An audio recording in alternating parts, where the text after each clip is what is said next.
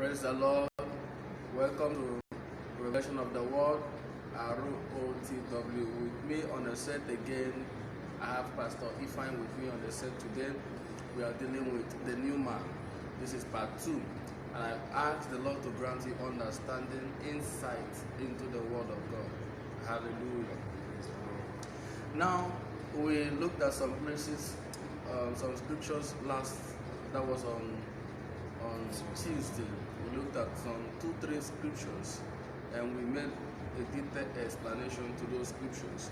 And today we'll be reading first from the book of Ephesians chapter 4. Ephesians 4. Ephesians chapter 4. I would like us to read from verse 22. Read from verse 22 down to 24. Praise the Lord. Hallelujah. It says that you put off concerning your former conduct the old man which grows corrupt according to the deceitful lust, and be renewed in the spirit of your mind, and that you put on the new man which was created according to God in true righteousness and holiness. Hallelujah. Just like we said last week, that there is a new man and there is an old man. Now here it says in verse 22 that you put off concerning your former conduct the old man. Now a lot of Christians are still living like the old man. So that's what he's saying. The character of the old man, says you put it off. Now you are a new creation in Christ Jesus. But your character is not new. The day you received Christ, it never affected anything in your mind. Your character was still the same. Your character was not altered. Nothing physical happened, changed in your life. Now that is the reason why someone is born again and the person is still behaving like an unbeliever. Yeah. Why? Because it was your spirit that got born again, not your mind, not your character, not your attitude. As a matter of fact, your character and attitude will still be there. But then you have your responsibility. That's what Apostle Paul is writing. That you put off concerning your former conduct. He says you put it off. The old man which grows corrupt according to the deceitful law. It says put it off. And in verse 20 it says, and be renewed in the spirit of your mind. Are you seeing it? If it is not renewed, your mind is not renewed, you just like in Romans chapter 12 verse 2 says, do not be conformed to this world, but be transformed by the renewing of your mind. The moment your mind is renewed, you begin to live like the new man. You begin to live like one who is born again. But if your mind has not been renewed, you will still be living as though you are not saved, or as though you are not yet born again. It says, and be renewed in the spirit of your mind, and that you put on the new man. Now, we already have the new man on the inside of us. What he is saying is put on the character of the new man. It didn't say put on the new. You can't do it by yourself. The Bible says, by one spirit were we all baptized into Christ. You cannot be saved on your own. We were saved through the Spirit of God. It says, by one spirit were we all baptized, immersed into Christ. So you can't do that on your own. But the one he expects us to do is in the area of our attitude, our conduct, our character. He said that you should put on the new man, put on the attitude or the conduct of the new man. Start living like one that is born again. But then he says, first of all, before that happens, your mind has to be renewed. He says, and be renewed in the spirit of your mind. So if the spirit of your mind is not renewed, you will not actually live like a Christian, although you are born again. Hallelujah. Praise the Lord. And that you put on the new man, which was created according to God. It says that the new man was created according to God. The new man was created according to God. Look at it. According to God, in true righteousness and holiness. It says that the new man was created according to God in true righteousness and holiness. Every new man is righteous and holy. The word holy means to be set apart. We've been set apart, we've been called. We are a chosen generation. We've been set apart, a peculiar people. It says we are holy as a result of the presence of God in us. If you check under the Old Testament, you'll discover that some places were called holy, not because those places were behaving good. Land cannot behave good. It was on conduct. Just like there was a bush that was burning, and the bush was not burnt. So Moses said, let me turn aside to see this great sight. While he was approaching, the voice of the Lord spoke out from the fire and said, remove your shoes, for where you are standing is a holy ground. It's a set apart ground. Not because the ground behaves well. Okay? It has been set apart for God's use. So every Christian is holy, has been set apart. Hallelujah. Praise the Lord. So we are righteous and we are holy. So the new man is not, he is not, we don't try to be righteous or try to be holy. We were already created that way. So created according to God in true righteousness. So stop struggling on your own, but just allow the Spirit. Says when it's easy. The moment your mind is renewed, you can easily act like one that is born again. So it is not something that you begin to have, it's not a physical human effort. Even your mind being renewed, it has to do with the Word of God. And the Word of God supplies you grace to now live according to one that is born again. Hallelujah. Okay, what do you have to say about this new man in Christ that is righteous and holy? Thank you so much, sir, for the privilege to be with you on this morning. Like I said last time, this is a very interesting subject, and I remember saying last time that, a word-based understanding of the new man is the strength of the New Testament Christian church. You see, the matrix of the new man is the Word of God. When someone gets born again, people are expecting to see, because of the internal reconfiguration, so people are expecting to see corresponding changes in his external affairs. So when they don't see that changes, they'll be like, oh, this guy, are you sure he's really born again? They're judging based on what they are seeing. No. Now, that's why Paul said, he said, no way, no man after the flesh anymore. He laid emphasis on the Spirit. God has already done the work in the Spirit. Now, where we read last time in 2 Corinthians chapter 5, verse 7, they say, if any man be in Christ, it's a new creation. What became the new creation is not your physical body, it's not your mind, it's not your behavior.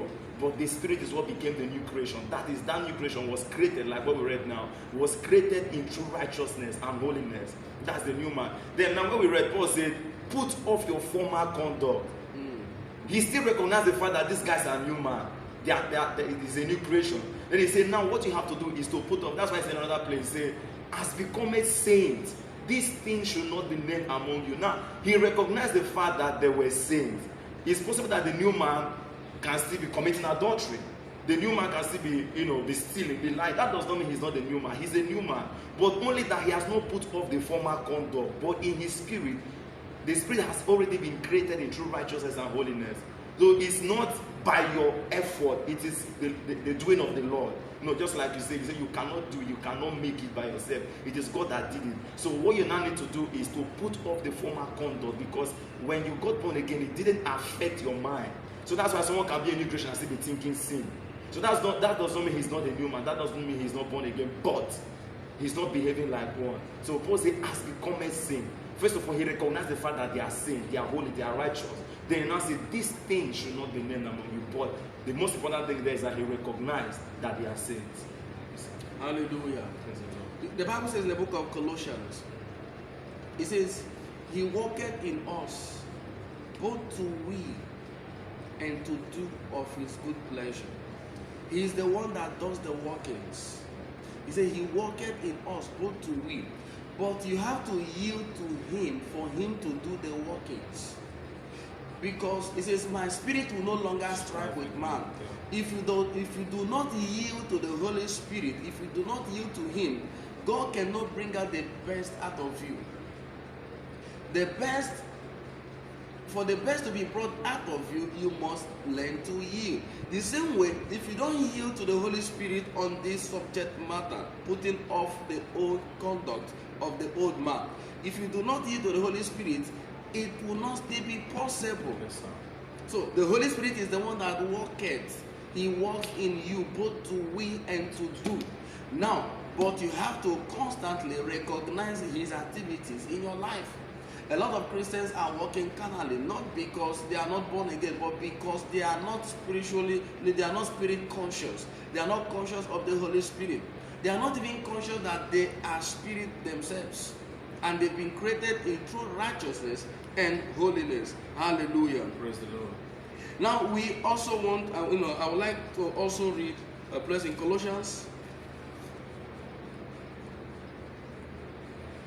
Colossians chapter 3 from verse 8. It says, it's a long one, but let's just read. It says, but now you yourselves are to put off all this: anger, wrath, malice, blasphemy, filthy language out of your mouth. Do not lie to one another, since you have put off the old man with his deeds. Say, do not lie to one another,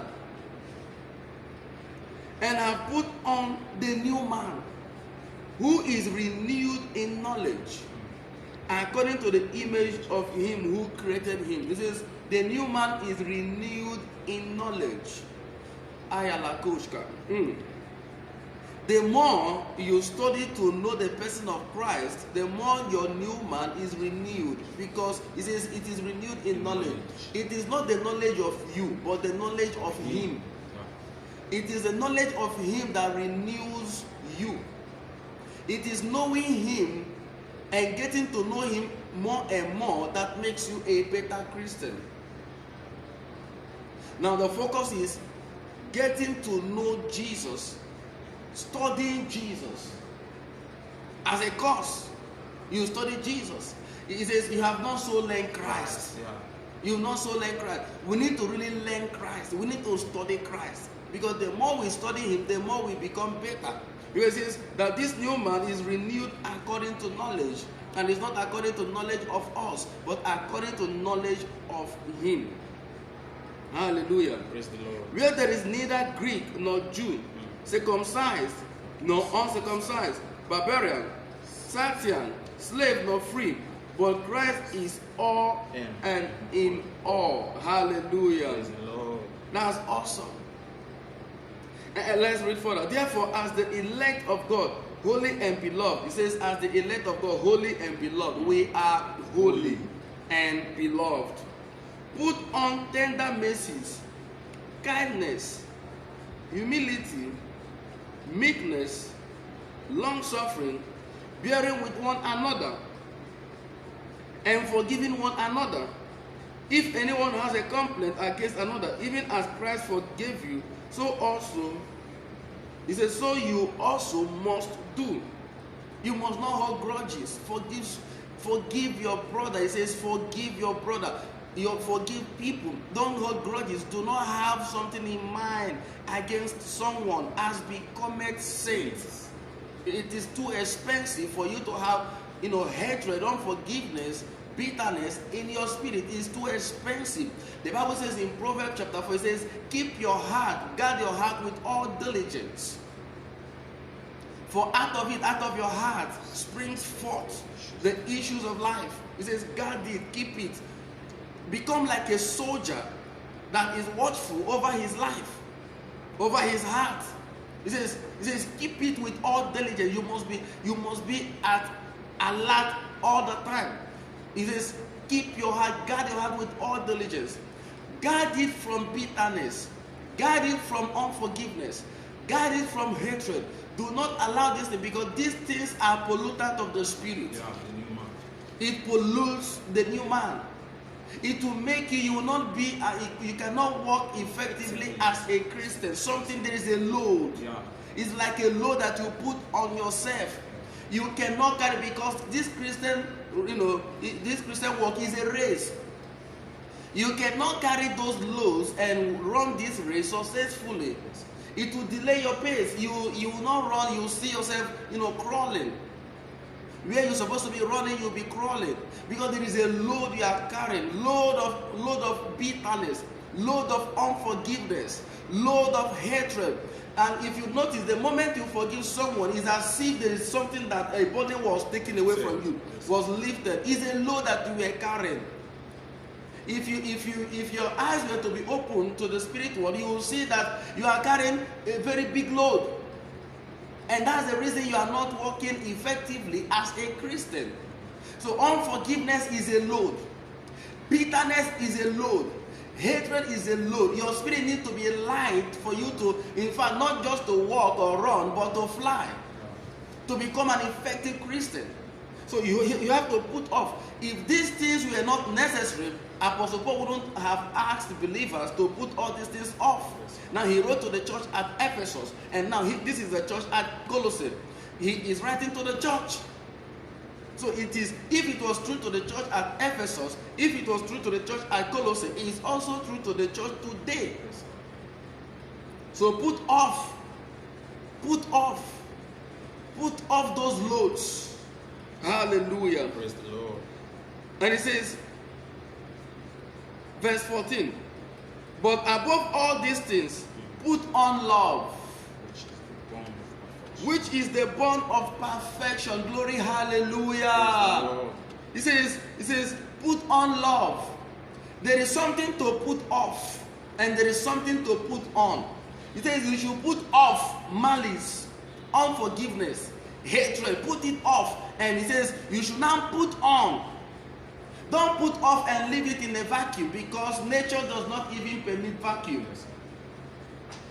Because if you put off and you didn't occupy with something, what you put off will still come back. It's like a farmer that goes to clear his farm. Never plant any seed. He didn't plant any seed. Weeds will still grow. So as you've put off concerning the old man, you put on. There's something to put on. He calls it love, which is the bond of perfection. Hallelujah. That is it. It says it's a bond of perfection. You begin to live a perfect Christian life when you put on love. Hallelujah. Praise the Lord. And it says, and let the peace of God rule in your hearts. Let the peace. The word let means allow. Allow the peace of God. You are the one that needs to allow this peace. It is not God's responsibility. It is your responsibility. Allow the peace of God to reign in your heart. Allow it to find expression, to reign in your heart. And let the peace of God rule in your hearts, to which also you were called in one body, and be thankful. And it says in verse 16 now, let the word of Christ dwell in you richly in all wisdom. I would like to stop there.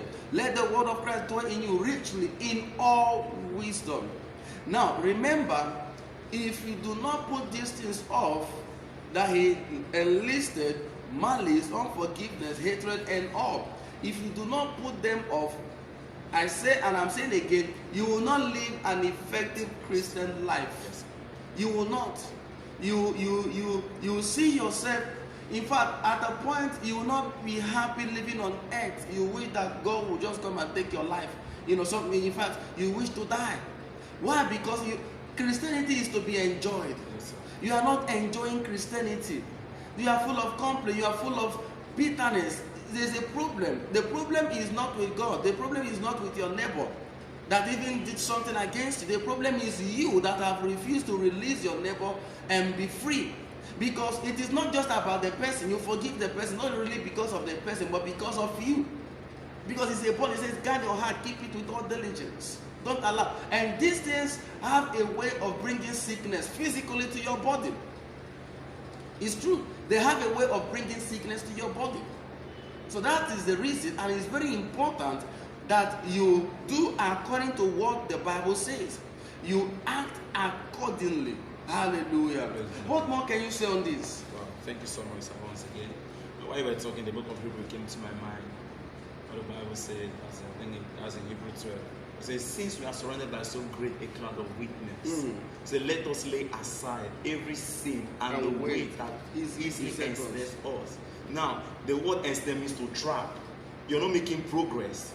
Now, when you have, God have worked in you, your spirit man, you become a new man, but you've not put off the former conduct. Apostle Paul said in the book of Hebrews there, he said, it easily ensnares, it traps you. You cannot, just like Apostle said, you cannot have an effective Christian walk. Now, your fellowship with the Lord, there will be a friction. You cannot effectively fellowship with God when you're carrying those sin away. You cannot live an effective Christian life. Yeah. Now, how can this happen? How is this possible? Now, I said, if believers will learn to live by what the Word of God says, how beautiful our lives will be. If only we learn to follow what the Word of God has said. Now, Peter declared in 1 Peter 1:23, he says, having been born again, not of corruptible seed, but of the incorruptible, by the Word which lives and abides forever. Now, we were born by the Word. Our matrix is the Word. The Word of God didn't just give birth to us. We didn't just come, through the Word, and the Word just allowed us like that. We were born of the Word. We are to be raised by the Word. That's why he said, as newborn babes, desire the sincere milk of the Word that you will grow. So you've been born of the Word, you are to still live by the Word. Yeah. How do you live by the Word? Following what the Word of God says. You see some Christians getting to the point of depression. Why? Because they are not following what the Word says. Living in bitter sickness cannot find his way into a body of a Christian that is living by the Word of God. So if we can learn, to follow what the Word of God has said, our lives will be so beautiful. Now, Paul said, you have no soul learned Christ. In other words, you've not learned that of Christ. There are things that there are things that shouldn't be named among believers. The Word of God is there to guide us. So Apostle Paul said, you have no soul learned Christ. In other words, these things, the Word of God is there to teach us on how to live this Christian life. Now, sometimes we may not understand the benefit of doing a particular thing that the Word of God instructed us to do. Then it is now when we have done it, that is when we now see the benefit of it. You may not know that when you do this, or the Word of God said, put off malice, put off anger, put off hatred. Now, you may not know the benefit of it. But it is now when you obey doing it, at the Lord, you see yourself living a free life. You have a free fellowship with God. You fellowship with the saint. You have a free... Now, just like Apostle in one of your teachings, you said that the Holy Spirit does not, operate where there is strife, where there is envy, where there is anger, where there is malice, hatred. He doesn't flow in such atmosphere. But it is when you put off these things, that is when you can have an effective fellowship with the Holy Spirit. And when we say that he is renewed, this new man is renewed in knowledge. Knowledge of who? Knowledge of him. And the knowledge of him is through the Word of God. So the more we learn the Word of God, concerning Christ, because the new man came forth from Christ. So the more we learn the Word of God concerning Christ, the new man is being renewed. Not just learning it, but learning to do. James says the doers of the word are the ones that are blessed. So we don't just hear it, but we hear to put it into practice. So we learn the Word of God as we hear it, as we are being taught, we put it into practice. Then he said the new man is being renewed.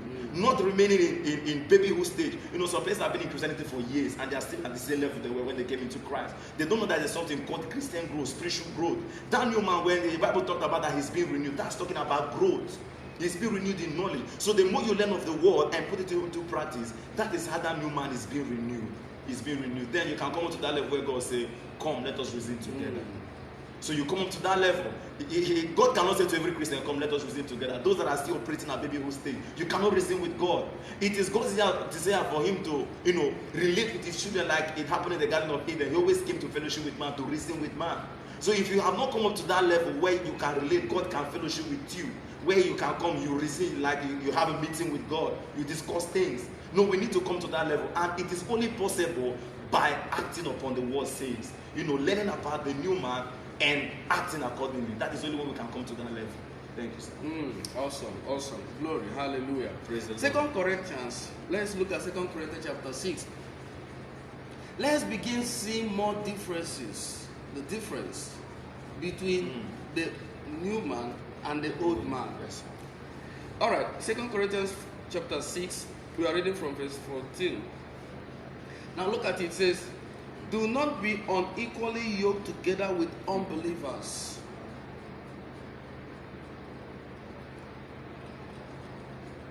For what fellowship has righteousness with lawlessness? And what communion has light with darkness? Now, the believer here is called righteous, while the unbeliever is called lawlessness. And what communion has light with darkness? Believers are called light, and unbelievers are called darkness. Now listen carefully. Unbelievers are not just in spiritual darkness, but they themselves are called darkness. Yourself, you are darkness. And the devil is darkness, and all his children are darkness. So you have the DNA of the devil. So that's the reason you need to come into Christ. You need to be transferred from that kingdom of darkness to the kingdom of light.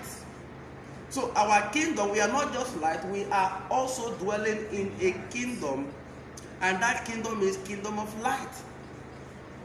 They themselves, the unbelievers, are not just darkness, they also live in spiritual darkness.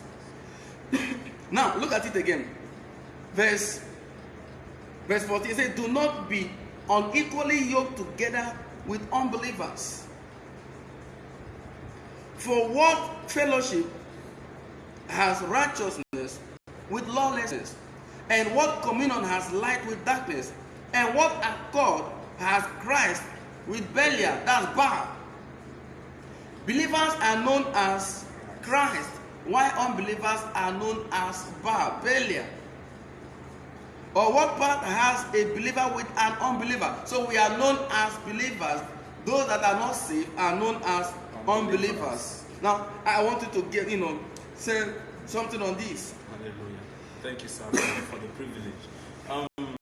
Let me say something, connecting what we just read now to 2 Corinthians 5:17. Now, the Bible says something there again. Let me just say something there. That if any man is in Christ, is a new creation. And sometimes when you want to give an illustration about the new man, sometimes someone tries to use the newborn baby to give an illustration. He said someone in Christ that comes into Christ is like a newborn baby. But that's not a perfect illustration to the new man. Okay. The new man we are talking about here is not like, when you use the newborn baby to give an illustration, that means it's a baby. It's like, let's say this is a grown man and this one is a baby, it's just new. But it's still the same human. It's a human being. It's still the same creation. But the Bible says that it's a new creation, it's a different creation. It doesn't look like the other man. Just like the newborn baby, he's still a man, he looks like a man, he's a human being. Okay, but now the new creation we were talking about, he doesn't look like the old man in any way. Now the Bible began explaining, describing the new man, the difference between the old and the new man. We are seeing it there. Now he says, that one is darkness, the unbeliever, the other one is light. That means we don't look alike, it's not the same creation at all. So that's why I say we are new creation. He talks about the other one is Bela, the other one is Christ. It's different creation, we are not the same. The other one is idol. The other one is temple of God. It's different creation, it's not the same. So when you come into Christ, oh God, Apostle, just like you just said, if you're not saved, you need to get saved. Now, our true nation, remember that this physical world we are living in, this is not our final location. This is just like a passage. We are on a journey. We are traveling. Let's say I'm traveling to let's say I want to go to, let's say, Africa now, for instance, and I have to pass through Ugep. Ugep is not where I'm going. I'm just passing through. So this world is not our final location. We are just passing through. Now, the realm of the spirit is what has our real information. Our real identity is in the spirit. So in the realm of the spirit, sometimes we may not be aware of what is happening there. That's why the word of God is here to give us a report of what is there. That is why we have to, it's by faith. Why? Because we are not seeing it. We don't know how that place look like. We don't know how we look like there. But the word of God is here to explain to us how we look like. And that is our real nature, our real identity. So we don't, now physically we all look the same. You say, what's the difference? Is it not that guy that's a pastor? We look the same. He's fair, I'm fair. He's dark, I'm dark in complexion. He's tall, I'm tall. We speak English. We went to the same school. Yes, we may look the same in the physical world, but in the other realm, we are all apart. We look fair, we don't look the same. We are not the same creation. We look different. And now, there's the way God sees us. In the other realm, God knows us that are His, and the devil knows us that are His. So we are not aware. That's why the word of God is here to let us know. And what we need to follow what he has said, because he said, let every man be a liar, but him alone a true God. He doesn't lie. So whatever he said to us in his word, that is what, okay, like, take for instance now, the Bible talking about Jesus, he said when he descended and defeated the devil, we were not there, we didn't see it happen.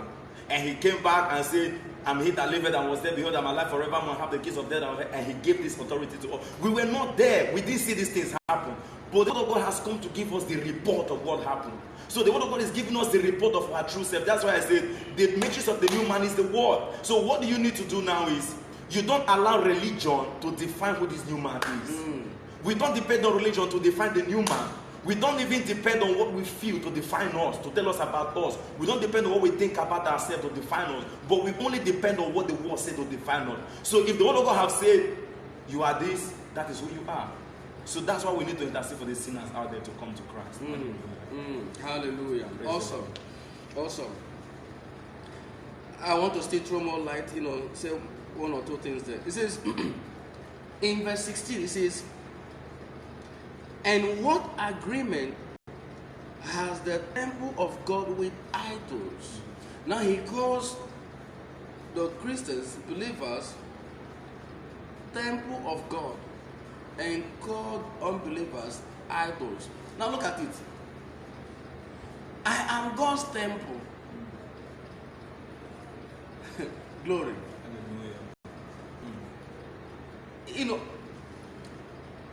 I've said this before. The biggest revelation in the Bible is Christ in me. There is no revelation that is bigger than that in the entire Bible. I'm telling the truth by the Spirit. There is no, the Bible says in Colossians 1, it was a mystery that was hidden in ages and generations, but now have been revealed to his saints, which is Christ in me, the hope of glory. This is one thing that they never had the privilege under the Old Testament to have. As powerful as Elijah, Isaiah, Joel, Jeremiah, Obadiah, name both the major and minor prophets, they never had the privilege to have God in them, because they were not God's temple. Yes, sir. But now that I am saved, I am the temple of God. I am known as the temple of God. God lives. Now, back then, under the Old Testament, God was with the people in the ark. The presence of God was in that ark, shut inside the Holy of Holies. No one had access to that Holy of Holies. It was only the high priest, and he would go in there once every year. They didn't have that access to fellowship with God. And he would just be there for some minutes and he's out. If he should stay there longer than necessary, he will be killed. He will fall dead instantly. Now, it was progressive. Remember, the Bible talked about generations, ages and generations. It was progressive. Now, Jesus now came. What Emmanuel, God with us, no longer in the act, but in a person.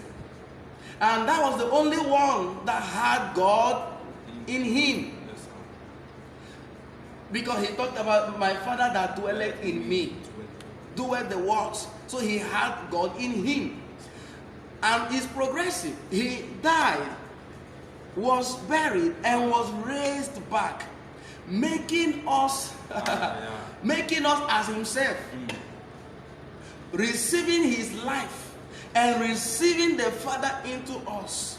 And now he has come to live in us by the Holy Spirit. What a privilege. What an honor to have God Almighty live on the inside of me. He has made me his address. If you want to find where God lives, come to me. I am his address.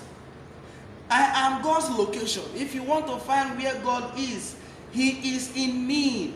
I said that is the biggest revelation. It says in 1 John chapter 4 verse 4, it says, ye are of God, little children, and have overcome them. Why? Because greater is he that is in you. In you. In you. He lives in us. He was with the disciples, but never lived in them. That was the reason Jesus said to the disciples, it is expedient that I go. Because if I do not go, the Holy Ghost, the Comforter, will not come. He said, He shall come to you and shall live in you. That was the reason He says it was expedient, it was important that He should go. Because if He doesn't go, the Holy Spirit, the Comforter, will not come to live in them. Jesus knew it was more important for the Holy Ghost to dwell in them than for Him to be with them. Yes, sir. That's what He said in essence. Yes, sir. That it was more important for the Holy Spirit to live in them than for Him to live with them. Yes, sir. I said that's the biggest truth in the Bible. Having God live in us. Here in 2 Corinthians it says we are the temple of God. Where He dwells. The dwelling place of God. That is where He lives. He lives in many places. He lives in heaven and He lives in every believer in the world. Because He is omnipresent, He can be in different places at different times doing different things. God lives in Apostle Emmanuel Tommy. He lives in me. He lives in me. He lives in me. I am the temple of the Holy Spirit. I am the temple of God. And if you are not saved, you are known as idol. Not just that, not an idol worshiper. You are even higher than idol worshippers. Yes, sir. Because you are idol yourself. Yeah. No, you say, I'm not, this person is an idol worshipper. No, if you are not saved, if you are not a believer, you are an idol. You are the kind of person that those idol worshippers are worshiping. So it's a serious matter. Just like I am the temple of God, you are an idol. You have to come from, it is simple. You believe what we are saying, the message, and the moment you believe, you shall be transferred from that place that you are to another location in the realm of the Spirit. Physically, you are still there in your room, in your sitting room, wherever you are watching from. You are still there, but in the realm of the Spirit, there is a transportation. The devil does not know the place. And the Holy Ghost is the one that takes you to that place. You cannot go there on your own. Only if you believe. If you believe, He will take you there. He will transfer you from the kingdom of darkness. The Holy Ghost is the one that does that. He says, by one Spirit were we all baptized. He takes us from where we are, where we used to be, and brings us to the place of God, to the kingdom of His dear Son, the kingdom of light. So the moment you accept this gospel, you will be transferred from the kingdom of darkness into the kingdom of light, the kingdom of God. And you yourself, you will not just be transferred into that kingdom. You yourself will become the temple of God, the dwelling place of God. Glory. God has now come to live in you. He has come to live in you. Hallelujah. Glory, hallelujah. Very important to understand who this new man is. That we are the temple of God. The new man is the temple of God. He lives in me. Hallelujah. Praise the Lord.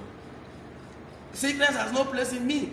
The one that has come to live in me is God by the Holy Spirit. Remember Colossians 1. It says it was a mystery that was hidden in ages and generations, but has been revealed, made known to His saints. And that mystery is Christ in Apostle Emmanuel coming. The hope of glory. Do you know what that means? The hope of glory. I hope to be in His glory. We have the glory of God here. The glory that He's now talking about is heaven. Yeah. When rapture happens, I have hope to be in heaven. Why? Because Christ lives in me. He is the hope of my glory.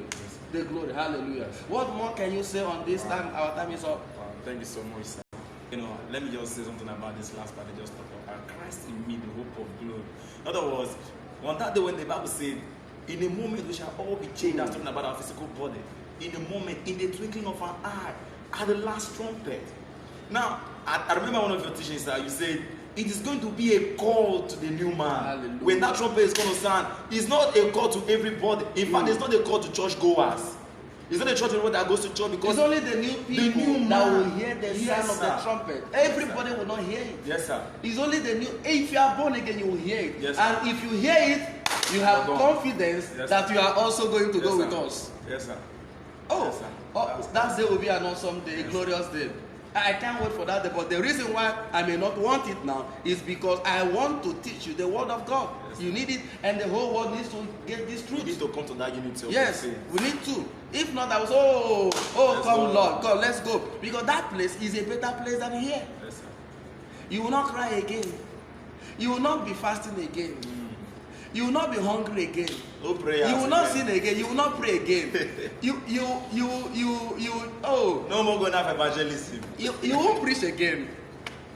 Hallelujah. You won't be ambitious again to buy car, to get married and all. Those stuff will be all those things we only experience them here on earth. So heaven is a better place. But the reason why we say, Lord, give us more time is we need this gospel to be preached as a witness to the nations of the world. Then the Bible said, then the end shall come. All right, go ahead. Thank you so much, sir. So like I was saying, it's going to be a call to the new man. So it's not a call. Someone can be going to church and he's not born again. So if you're not born again, you can be going to church, but when that trumpet is going to sound on that day, the Bible said that Christ in me, it is only those that have Christ in them. They are the ones that are.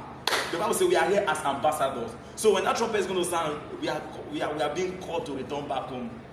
So that's why every believer, everyone who is born again, we need to be on this world, because we are going to go back to collect the reward of everything we've done, because we are here on a mission.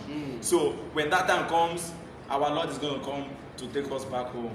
And when that trumpet is going to sound, it is only to those who have Christ in them, because Christ in me is the hope of that glory. Thank you, sir. Hallelujah. I just, something just dropped in my spirit now. The joy. The joy that we fill our heart. We have joy here on earth, but it is not to be compared to the joy that we'll have in heaven. The joy that will fill our heart. Hallelujah. So you see, Christianity is not boring. Yes. Coming into Christ is something that everyone, if they know this, they will want to be in Christ. And it's not as difficult as people are making it look. The problem is preachers are making it difficult. They are, Jesus talked about it, the burden that they were not even able to carry, and you are putting, your fathers were not even able, and you are putting it on them. So believers are preachers are also not making things easier. It is not difficult to be saved. Just to believe the gospel, believe that Jesus came, he died for you. Personalize it. He didn't die for us, he died for you. He died, he was buried for you. He was raised back for you. The moment you believe it and declare his lordship over your heart, he will come to live. He will not say, I'm not coming, or maybe give me 2 days, I will come later, I'm on my way. He comes, he says, I stand at the door of your heart and knock. Whoever hears and opens, he says, I will come and live in him. I will come. He cannot, the moment you ask him to come, he cannot say, no, I'm not coming in. You are not good enough for me. No, he accepts everyone. Hallelujah. And if you are watching the broadcast, you are not saved, I would like you to make these prayers after me, so that you become a new man and have this joy, this blessing that we have in Christ. If you are not yet saved, you are watching the broadcast, I would like you to say these prayers and mean it from your heart. Oh Lord God, I come to you in the name of Jesus. I believe in my heart that Jesus died, was buried, and was raised for me. And I declare with my mouth today, Jesus, the Lord of my life. I declare today that I am saved. I declare today I am a new man. Hallelujah. Praise God. And I would like you to pray for the sick and for everyone out there. Praise God. Father, in the name of the Lord Jesus. Yes, Lord. Everyone who is sick, listening or watching this broadcast right now, under the grace of my man of God, I declare you healed in your body. Amen. In the name of the Lord Jesus. Amen. Whatever sickness that is in your body, yes, whatever my Father has not planted, right now I decree and I declare it's been uprooted. Amen. In the name of the Lord Jesus. Amen. I declare you healed and perfected. Hallelujah. In the name of the Lord Jesus. Amen. Let the sickness leave your body right now and never come back again. In the name of the Lord Jesus. Amen. Yes, you are healed. And I pray for everyone else watching the broadcast. I declare God's blessing, God's favor over you. In the name of the Lord Jesus. Amen. In all of your endeavors, your bless, your work, your business, your career, I declare God's favor, God's blessing, God's protection over your life. In the name of the Lord Jesus. Amen. Yes, as mountains surround Jerusalem, you are surrounded by the angels of God. Hallelujah. No plague shall come near your dwelling. No evil shall befall you. You are protected and preserved at all times. In the name of the Lord Jesus. Amen. Hallelujah. We call you blessed. Hallelujah. See you next week. God bless you.